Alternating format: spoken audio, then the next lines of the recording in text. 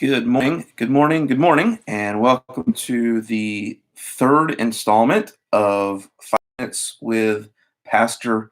Um, Simple Bible Truths for Everyday Life. And we've been going through the book of Psalm, and today, on our third day, we are going to Psalm 3. And so we're going to read it here in just a minute, but I hope you're having a great day. It looks like a fairly nice day today here in Oregon, and I am excited about it. Not too long ago, I think it was not too long after we moved to Oregon, one of my sons expressed an interest in riding a roller coaster. I love roller coasters, so I was excited about that. And so he was so excited to go. He was pumped and ready to go, and we went and bought the ticket for it. And once we went and stood in line, I noticed that he started to get a little nervous. He was a little nervous about the whole thing. And then by the time he was actually on the roller coaster, he was in tears. I mean, he was just crying. Have you ever had a day like that or a moment like that? Um, Maybe it was just literally a roller coaster of emotions for you.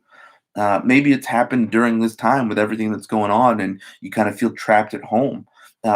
Maybe when it all started, you thought, "Oh, this is great! I'm home, and I can stay in my pajamas, and I can watch Netflix or TV, or do whatever I want to." And man, this is awesome. And then after a little while, you're like, "Man, I really miss seeing people," and you kind of became a little sad. And then you got to the point of go, "And I need to get out of this. My house is becoming like a prison, a cage," and you become anxious.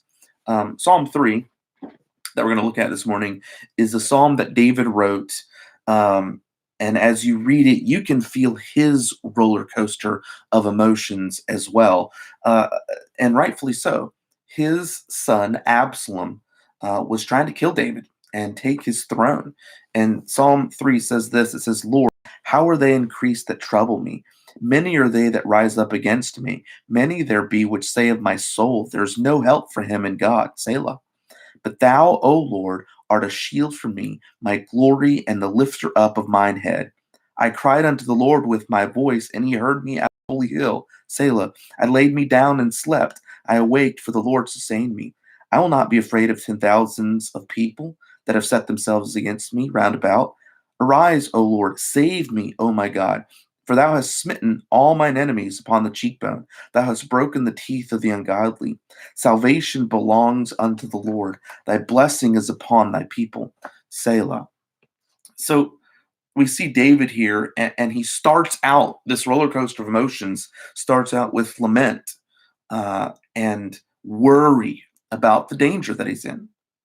But then you notice it quickly turns to confidence in his God.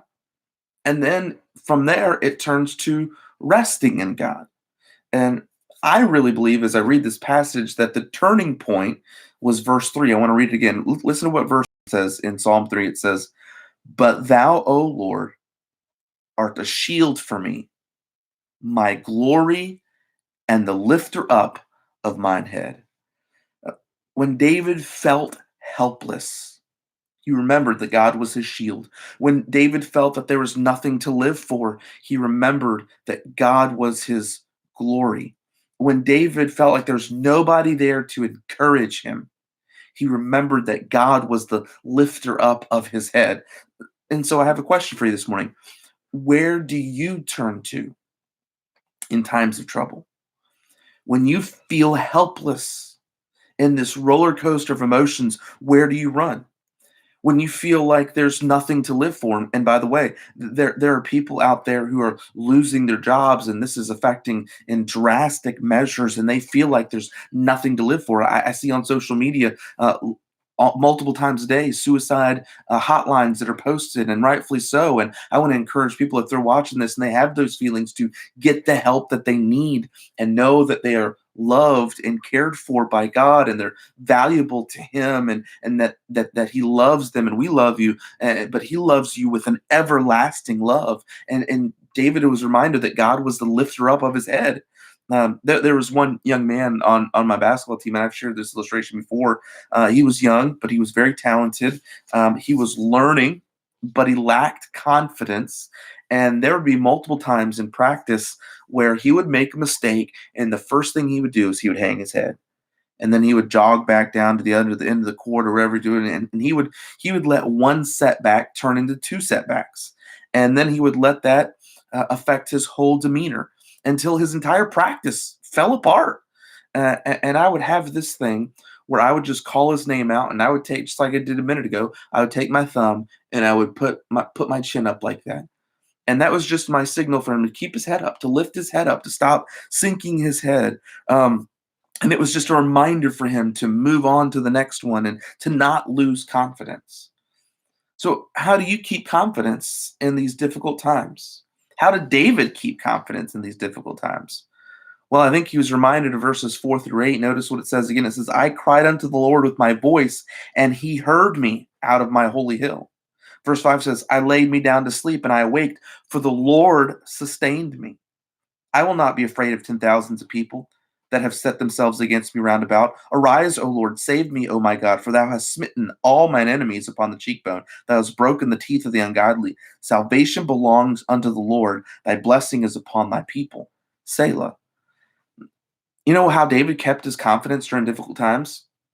He was reminded of who God is. He was a God who hears. He said, when I cried, I knew that the Lord heard me. He was a God who sustains. When I woke up and I was wondering if it was even worth waking, or when I went to sleep and I was wondering if it was even worth waking up the next morning, the Lord sustained me. He was a God who saves and blesses, yes, even in difficult moments. So in the midst of all this, and maybe this has already happened to you, maybe you've already gone through the roller coasters of emotions.